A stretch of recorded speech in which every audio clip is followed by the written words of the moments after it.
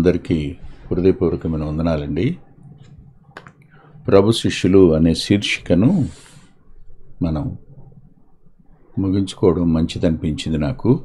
ఎందుకనంటే ఇంకా మిగిలినటువంటి లెమ్మయి, తద్దయి, చిన్న యాకోబు, ఇస్కరియోతి కాని యోధ, ఈ నలుగురు మిగిలారు.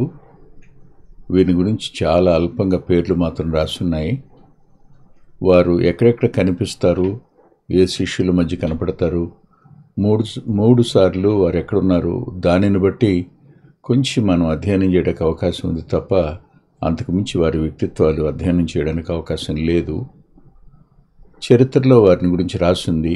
చరిత్రను గురించి మనం చెప్పుకోవడం మరి కొద్దిమంది లేఖనంలో లేదు కదా అని దాన్ని అభ్యంతరం చెప్పే అవకాశం ఉంది కనుక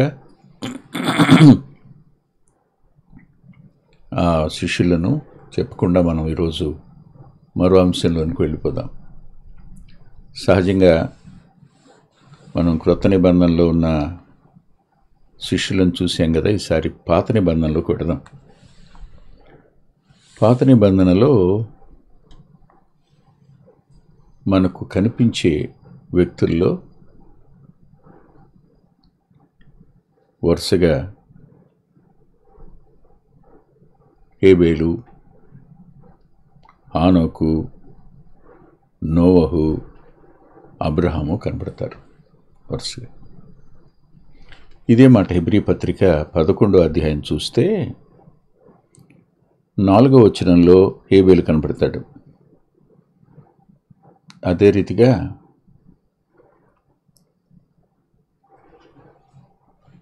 మనకు 5వ వచనంలో హానోకు కనబడతాడు. 7వ వచనంలో నోవహు కనిపిస్తాడు. 8వ వచనంలో అబ్రహాము కనబడతాడు. మరి ఒక ప్రశ్న నన్ను కొంచెం ఇబ్బంది పెట్టింది. ఎందుకు ఇబ్బంది పెట్టిందంటే,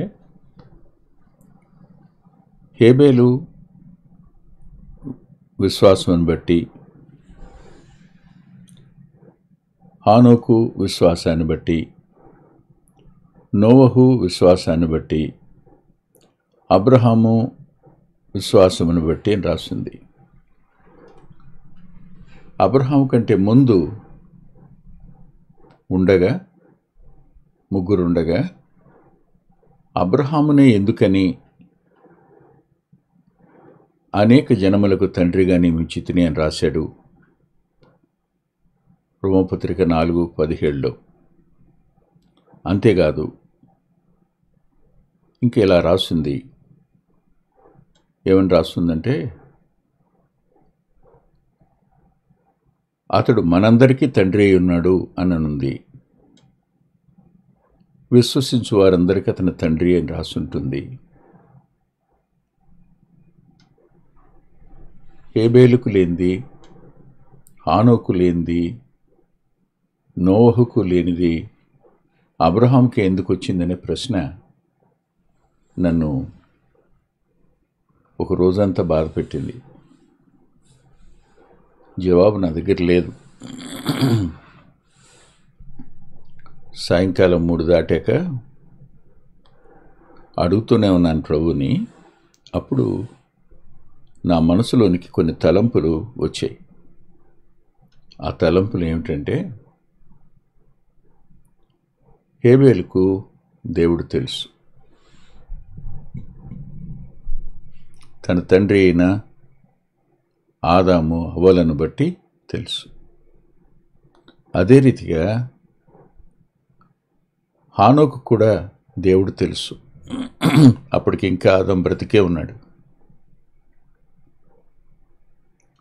నోవహుకు దేవుడు తెలుసు, అదే సంతానం కాబట్టి. కానీ అబ్రహామునకు ఒక్కడికే దేవుడు తెలియదు. అదే సంతానంలోని వాడైన నోవహుకు పుట్టిన ముగ్గురిలో ప్రథమ సంతానం చెందినవాడైన అతడు దేవుని ఎరుగనివాడుగా ఉన్నాడు. యూదులని చెప్పుకుంటున్న వీళ్ళైనా నేటి దినాన్న నిజస్వరూపం క్రీస్తేసునందుందని ఆయన దైవత్వాన్ని అంగీకరించిన వారుగానే ఉన్నారు, విశ్వసిస్తున్నవారుగా లేరు. అంత మాత్రమే కాదు, ఇప్పుడు అబ్రహాము కాలానికి వెడితే హేబేలుకు తెలుసు, హానోకు తెలుసు, నోహుకు తెలుసు. వ్యక్తిగతంగా వారు దేవుని యొక్క సన్నిధిని రుచించినవారు.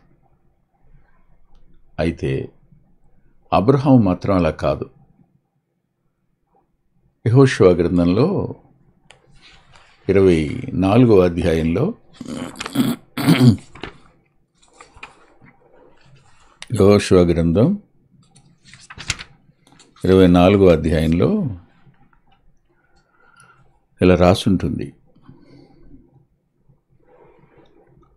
2-3 వచనాలు. ఇశ్రాయేలు దేవుడని యెహోవా చెప్పునదేమనగా, ఆది కాలము నుండి మీ పితరులు అనగా అబ్రహామునకును నాహోరుకును తండ్రైన తెరహు కుటుంబీకులు నది యూఫ్రటీస్ అద్దరిని నివసించి ఇతర దేవతలను పూజించిరి అని రాసుంటుంది. అంటే కాలం వెంట వీరు దేవుని నుండి దూరమైపోయిన వారుగాను, దేవుని ఎరగని వారుగాను, దేవుణ్ణి ఆరాధించని వారుగాను మారిపోయారు. ఈ రోజున క్రైస్తవులు అని చెప్పుకుంటున్న వారైనా వారికి క్రీస్తు ప్రభువుని గురించిన సమాచారం తెలిసిన వారు మారుమనసు పొందని వారుగాను, విశ్వాసమును బట్టి ప్రభు పిల్లలుగా మార్చబడిన వారుగాను ఉన్నప్పుడు అంతే కదా జరిగేది, అంతే కదా మనం అనుకోవాల్సింది. అబ్రహాము ఒక్కడే దేవుని ఎరగనివాడు. దేవుని ఎరగని వానితో ప్రభు మాట్లాడాడు. అది మనకు అపోస్తుల కార్యాల గ్రంథం 7వ అధ్యాయంలో కనపడుతుంది. 7వ అధ్యాయంలో 2వ వచనంలో, మన పితరుడైన అబ్రహాము హారానులో కాపురముండక మునుపు మెసొపొతేమియాలో ఉన్నప్పుడు మహిమగల దేవుడు అతనికి ప్రత్యక్షమై. అబ్రహామునకు దేవుడు ప్రత్యక్షమయ్యాడు. దేవుడు తానెవరో అబ్రహామునకు బయలుపరుచుకున్నాడు. అదే రీతిగా నేటికి ప్రభు తానే తన ప్రత్యక్షతను అనుగ్రహించినప్పుడు ఓ వ్యక్తి ఆయనెవరో గ్రహిస్తాడు, ఆయన అంగీకరిస్తాడు. ఇది అబ్రహాములో మాత్రమే జరిగింది.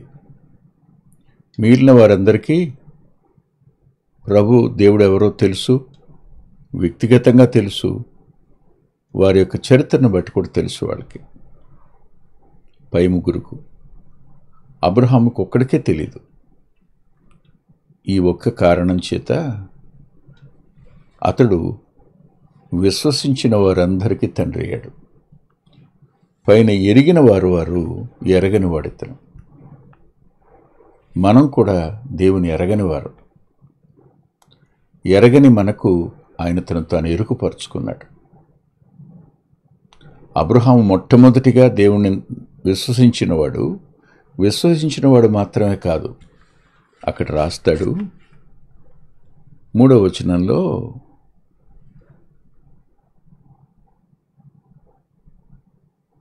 దేవుడు విడిచి బయలుదేరి అనే పదం, 4వ వచనంలో విడిచిపోయి అనే పదం. అబ్రహాము విడిచిపెట్టాడు. విశ్వసించిన ప్రతి వ్యక్తి విడిచిపెట్టుకుంటాడు.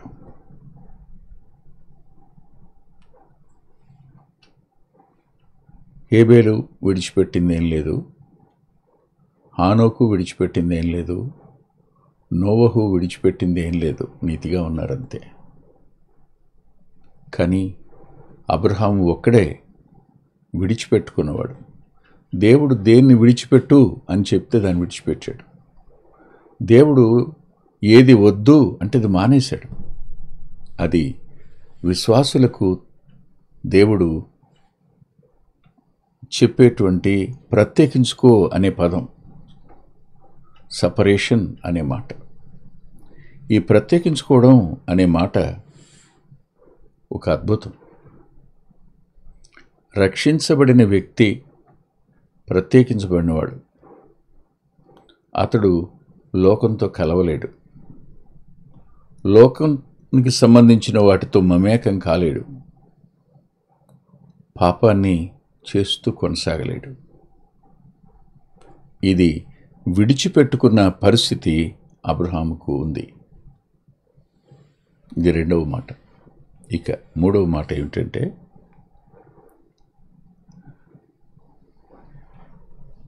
అతడు అందరికీ తండ్రి, విశ్వసించు వారందరికీ అని. పై ముగ్గురికి లేనిది అబ్రహాముకు మాత్రమే ఉన్నది సున్నతి. ఇప్పుడు సున్నతి సంబంధులు ఉన్నారు, అంటే యూదులు. అబ్రహాముకు పుట్టిన హాగరు సంతానం కానీ, శారా సంతానం, హాగరు సంతానం కానీ, అలాగే ఒకవేళ కెతూరా సంతానాన్ని కూడా ఆయన చేయించే ఉంటాడు, అందులో సందేహం లేదు. అటు తర్వాత దాన్ని వారు ఆచరించినట్టుగా ఎక్కడ మనకు కనపడదు.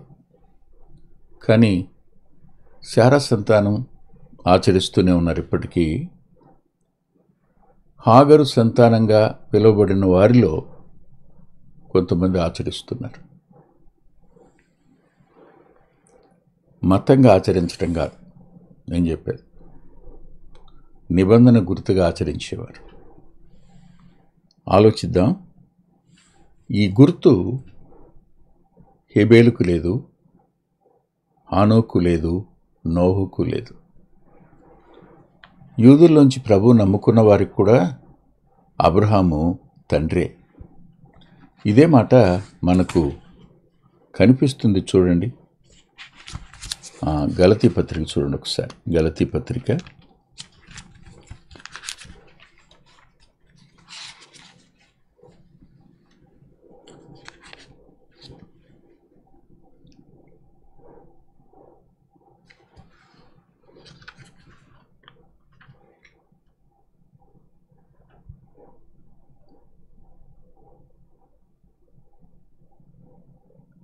3వ అధ్యాయం 7వ వచనంలో, విశ్వాస సంబంధులే అబ్రహాము కుమారులను మీరు తెలుసుకొనుడి అని అంటూ ఇలా అన్నాడు. ఏమన్నా అంటే,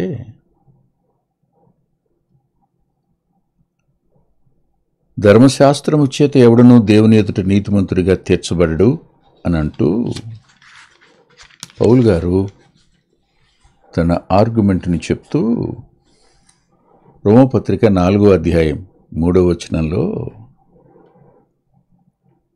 లేఖనం ఏం చెప్తుంది? అబ్రహాము దేవుణ్ణి నమ్మాడు, అది అతనికి నీతిగా ఎంచబడింది అని అంటూ, నీతికి ముద్రగా అతనికి గుర్తు ఇవ్వబడింది అన్నాడు.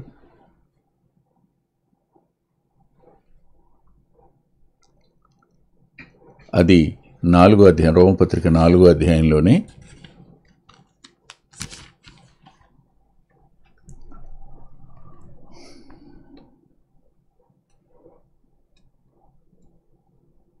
పదకొండవ వచనంలో తనకు కలిగిన విశ్వాసం వలన నీతికి ముద్రగా సున్నతి అని గుర్తు పొందిననుంది అంటూ, సున్నతి గలవారికి తండ్రి ఎగుటకు అనగా సున్నతి మాత్రము పొందినవారు కాక మన తండ్రి అయిన అబ్రహాము సున్నతి పొందక మునుపు అతని కలిగిన విశ్వాసం యొక్క అడుగుజాడలు నడుచుకున్న వారందరికీ అతని తండ్రి అవడానికి అని రాస్తుంది.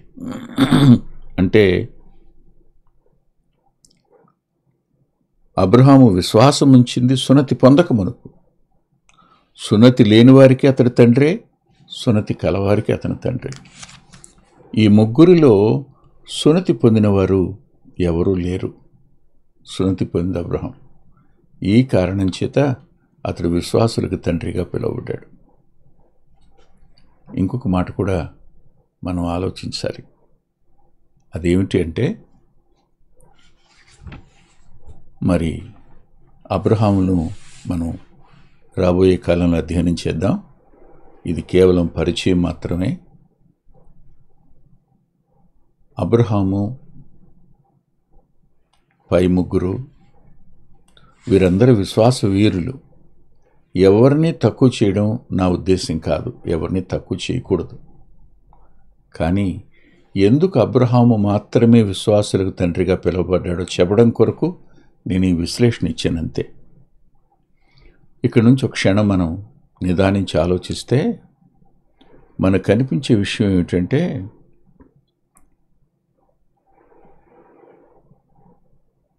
హేబేలు శ్రేష్టమైన బలి అర్పించాడు కదా. అబ్రహాము ఊహించండి, మరి శ్రేష్టమైన బలి అర్పించినవాడు కాడా తన కొడుకుని అర్పించినవాడు. అతడు తన అంతరంగంలో అర్పించేశాడు విశ్వాసాన్ని బట్టి. కాబట్టి హేబేలుకు అబ్రహాముకు పోలికుంది. అదే రీతిగా హానోకు ఉన్నాడు. హానోకు దేవునితో నడిచాడని రాసింది. హానోకు దేవునితో నడిచాడు, వాస్తవమే. మరి అబ్రహాము దేవునితో ఒక స్నేహితుడిగా నడిచాడు. ఇద్దరికీ పోలికుంది. మూడవదిగా నోవహు తన ఇంటి వారి కొరకు ఓడను నిర్మించుకున్నాడు. అబ్రహామును బట్టి తన ఇంటి వారందరూ రక్షించబడ్డారు. అక్కడ కూడా అబ్రహాముకు నోవహుకు పోలికుంది. ఈ మూడంతల పోలిక అబ్రహాములో మనకు స్పష్టంగా కనపడుతుంది. అబ్రహాము మన వంటివాడు. దేవుని ఎరుగని వారందరికీ అతడు గుర్తుగా ఉన్నాడు. అతడు అవిశ్వాసంలో నుంచి విశ్వాసంలోనికి వచ్చినవాడు. విశ్వాసం నుంచి సున్నతి పొందినవారు సహితం నిజ విశ్వాసంలోనికి వచ్చినప్పుడు వాళ్ళు కూడా అబ్రహాం పిల్లలుగా పిలువబడతారు. అందుకని ధర్మశాస్త్ర సంబంధులు అబ్రహాము సంతానం కాదు కానీ అంటాడు. ఇది ఈ కారణం చేత అబ్రహాము విశ్వాసులు తండ్రిగా పిలువబడ్డాడు. అతని గురించిన మాట మరోసారి చదువుకుందాం. హెబ్రీ పత్రిక 11వ అధ్యాయం 8వ వచనం. అబ్రహాము పిలువబడినప్పుడు విశ్వాసమును బట్టి ఆ పిలుపునకు లోబడి తాను స్వాస్థ్యముగా పొందనున్న ప్రదేశమునకు బయలువెళ్ళెను, మరియు ఎక్కడికి వెళ్ళవలెనో అది ఎరుగక బయలువెళ్ళెను. భవిష్యత్తు ఏమిటి అనే ఒక ప్రశ్న ప్రతి విశ్వాసి ముందు ఉంటుంది. కానీ నేను వెంబడిస్తుంది ప్రభువుని, నా భవిష్యత్తు ఆయనలో ఉంది. నేను ప్రయాణించేది ఆయన వెంట. అందుకని విశ్వాసయాత్ర అనే పేరు పెడితే అది అబ్రహాముకు 100కి 100 సరిపోతుంది. రాబోయే కాలం అంతటిలో ఈ విశ్వాస యాత్రను గురించి మనం అధ్యయనం చేద్దాం. తల్లో ఉంచి ప్రార్థన చేసుకుందాం. ప్రేమగల మా ప్రియ తండ్రి, మీ ప్రియకుమారుణ్ణి అబ్రహాము సంతానంగా భూమి మీదకి పంపి ఆయన మరణ పునరుద్ధానాల ద్వారా మమ్మల్ని అందరినీ అబ్రహామునకు పిల్లలుగాను, విశ్వసించటం వల్ల నీకు పిల్లలయ్యే అధికారాన్ని మీరు అనుగ్రహించారు.